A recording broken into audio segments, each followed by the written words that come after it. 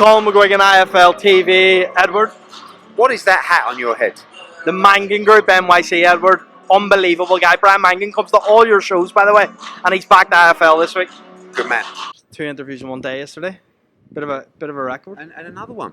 I'm so happy to be Well- given this opportunity to be interviewed once again by Colin. Yeah, but I did offer. To be fair, I know I've said about your work ethic. It has, it's dwindled a little bit. I mean, Would today you? I was addressing Wharton Business School, which is one of the most prominent business schools in America. Tell me a little bit more about Wharton Business School. Well, it's the part of the Ivy League, which you probably don't even fucking know. I was actually waiting on you to say that. Okay, that's fair enough. Yeah, of course I was. How convenient.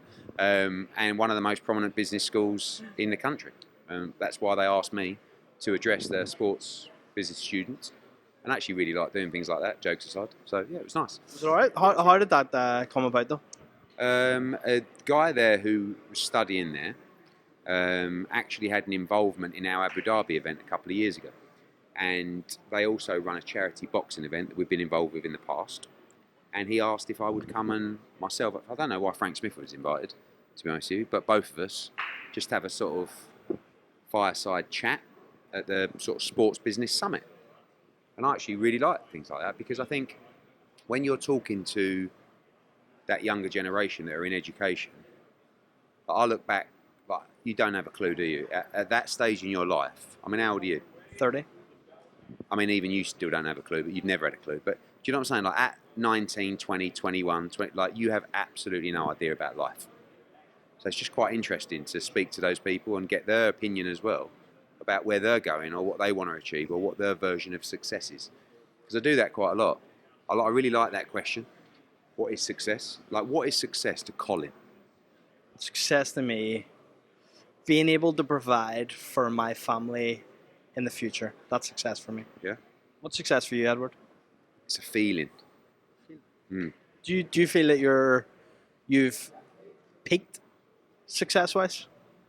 Because I you often used to refer to think, yourself as numero uno, right? Of course, I'm always going to be number one.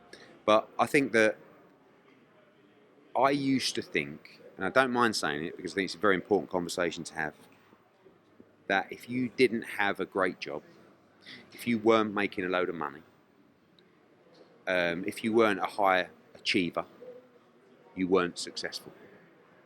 But I actually disagree with that because success is actually an individual interpretation that is completely down to the individual.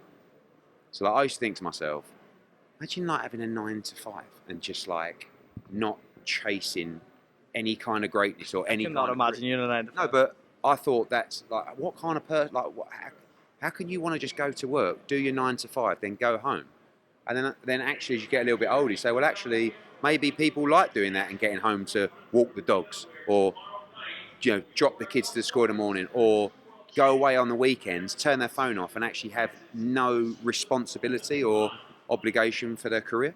Do you know what I mean? And if that's what makes you happy, that actually is success. So what you start to realise is that maybe those people in the 9 to 5s that might not be earning a huge amount of money or might not be top achievers in their field or their industry are more successful than the man who is or has made a lot of money. Do you know what I'm saying? So my interpretation of success is more of a feeling. It's how I feel when I wake up in the morning. Like if I feel great, if I feel... How did you feel this morning when you woke up? I didn't sleep very well last night. Why not? I don't know. I've had a lot of sleep over the last sort of 10 days. That's the less work, more sleep. Yeah, but I'm one of those people that when I have a good spell of sleep, it just turns into a bad spell of sleep. I feel motivated. I feel excited. There's a lot of things that I need to change that I'm working on. What do you need to change? Loads of things. I mean, I think me personally, I'm talking from a business perspective, like moving forward in 2025, there's a huge amount of conversations going on at the moment about shows, how we're going to change the look at, like, so many different things. Personally, what do I need to improve on personally? I'm a terrible procrastinator. We've had this conversation before.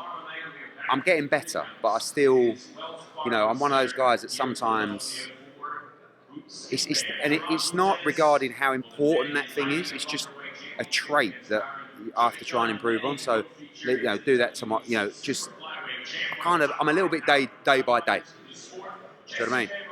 Like, wake up, work my nuts off, go to bed. Wake up, work my nuts off, go to bed. Wake up, rather than a week or a month, or where am I going, or where's the direction, or just take a breather and just look at your life. And do you understand what I'm saying?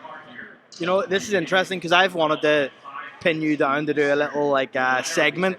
Yeah, well, it's actually a segment we done with Frank Smith that was like all about your life, and you've always blasted me and said, no, I'm not going to do it. So rather than procrastinate, maybe we could set some time together because I'm going to be in Dallas as well. Listen, I like talking about life in general.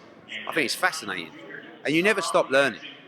Like, that's why when I have these speeches at these like colleges and stuff like that, no, but I can't give you the wisdom that my father can give me or give you, because he's 75 years old, and no one You're getting there.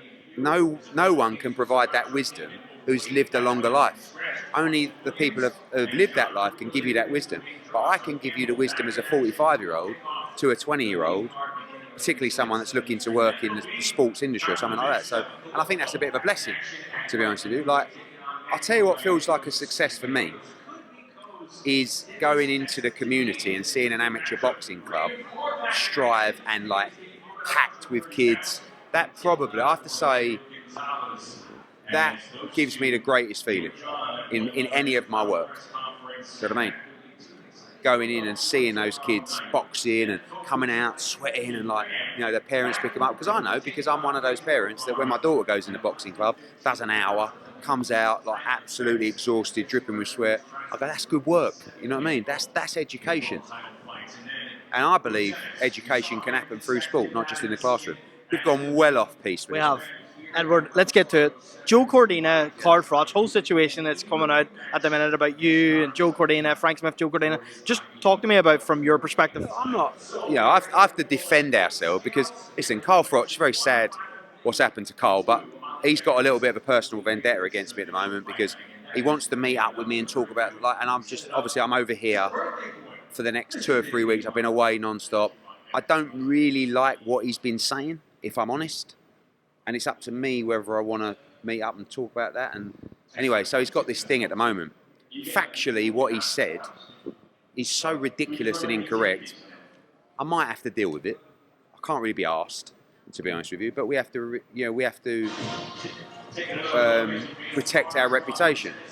Joe Cordina hasn't been under an official promotional contract, I think, since December 2023. He had a first last during that time where he was talking to other people and trying to do fights without us, but decided eventually to do that one fight against Kakachi with us because he kind of had to, right? From then, Joe Cordina is not under a promotional contract. We had an option to do a Warrington or a Wood fight, which lapsed because he's moving to lightweight anyway. So we have no promotional contract with Joe Cordina. Now, it doesn't mean we're not going to work with Joe Cordina, but contractually, it's not something that we have a responsibility to him to provide fights for him. He's managed by Spencer Brown from Gold Star, right, who we've got a great relationship with. When we signed Shakur Stevenson, we looked at opponents for Shakur Stevenson. And I said, and Spencer Brown said, what about Joe Cordina? Let's give him an opportunity. They negotiated a huge package for Joe Cordina, and unfortunately the fight fell through. When the fight fell through, Spencer and his management were notified of this. Me of not being Joe's promoter or having that contractual responsibility, I just presumed that his management would let him know. No, you know, it's not Spencer's fault. Spencer probably presumed I'd let him know. Anyway, no one did, and he learnt about the news as it broke through the media. I don't have a obligation or a responsibility to provide Joe Cordina with a fight contractually. He has a great history of Matchroom. I'd love to work with him again, but it's just Carl Froch sounds like a complete plonker because he's got it completely wrong. And what he does is he gets himself really angry and worked up rather than actually, I mean, he's not interested in looking at any facts anyway. I've texted him earlier. What did you say? I just said to him,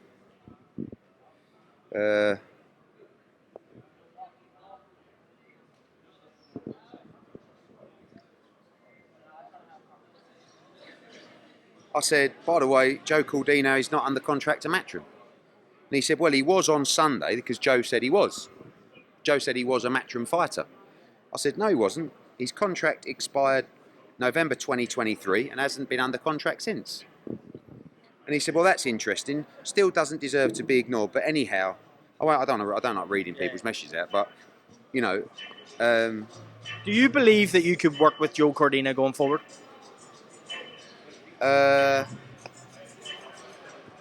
Yeah, listen, I like Joe. I've got no problem with Joe. This isn't about Joe, by the way. This is about Carl Froch.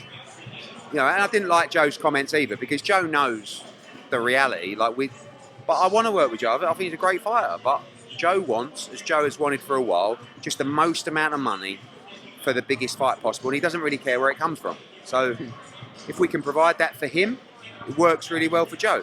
If someone else can provide it for him, then, you know, no problem. Eddie, I want to speak to you a little bit about next week. We haven't spoken about it much.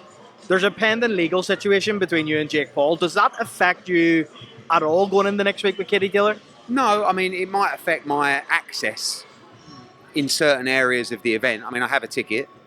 They don't really want to give me any access, which, you know, is what it is. Like, it's sad, but it's what you expect. But listen, I think it's a big event. You know, it's a big moment in sports for Netflix. Obviously, my focus is purely for Katie Taylor. You know? Do you have worries going into the Lions Den as such in terms of an MVP promotion? Katie Taylor against Serrano on American soil. When you say the Lions Den, I mean the AT&T Stadium. It's foreign soil for Katie Taylor. I'm just saying it's a fight that's likely to go to the judges' scorecards. Well, then in that case, you always hope that the judges will act responsibly. Have you had conversations about the judging setup? No, we know who the judges are. You know, they've been put forward by the governing bodies, who, you know, we expect and believe will put forward their best judges for the occasion. We expect Katie Taylor to win the fight, but Amanda Serrano's a fantastic fighter. The last fight was very close. I felt Katie won by a couple of rounds. She got the decision. Hopefully she wins by a few rounds again and gets the decision again, or can force a stoppage. Any chances of a conversation between you and Jake Paul that week? Always. I don't care. Like, it's nothing, you know.